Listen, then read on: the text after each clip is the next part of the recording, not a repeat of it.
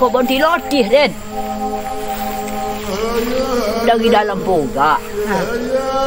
Cakap pagi kau mau baju dingin juga di bawah. Tiba dalam boga. Nampak Den. Di bawah. Kau sana pisang lah ganun. Tok nan di atas lah dimakan dek kali lawe lah jatuh-jatuh. Iko dia membawa nasi sekopa cako. Mangkuk iko. Pasal masuk untuk iko ni. Makanlah. Makan sana. Pisang puluh iko.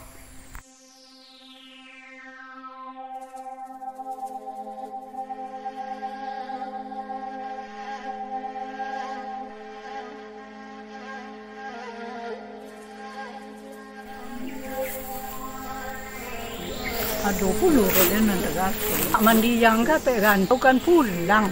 Yo. Dan dah obeh nanti kecil ni nyora. Jolong ada jonyo tu lupa. Delah lama dia tak basuh-suh. Yo. Dah obeh dah ni dia nak poka. Alah nanti kecil ni nyo. Tu baalah. Apa le nak tanggung gan dan kini lah anak orang ni mape lagi gantau dah obeh jadi baik. Bah kecil den aja lah dongen nanti kecil ang dah obeh den menangis anak den dong.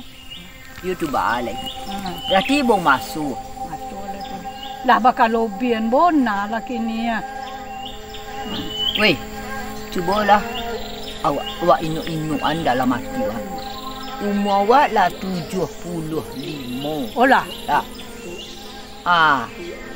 Urang-urang anak di awak nak lai bagakan, nak lai codik, nak lai sekolah, nak lai bisa asuh.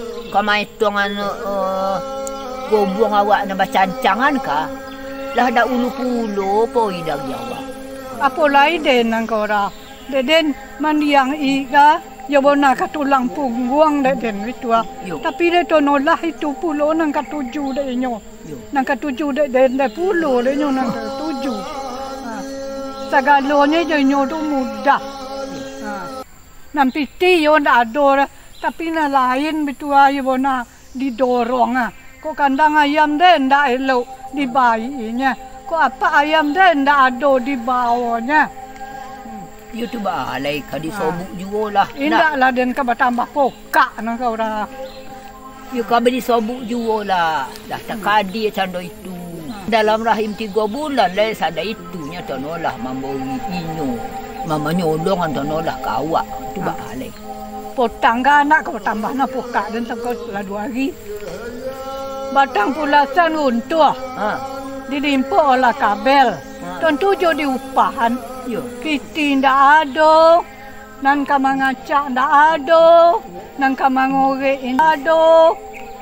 Jangan kadi imbau. Jangan kadi imbau.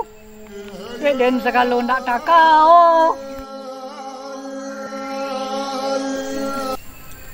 Itu ucapku. Anak mandi yang Jusila. Niwar. Lah Jusila itu.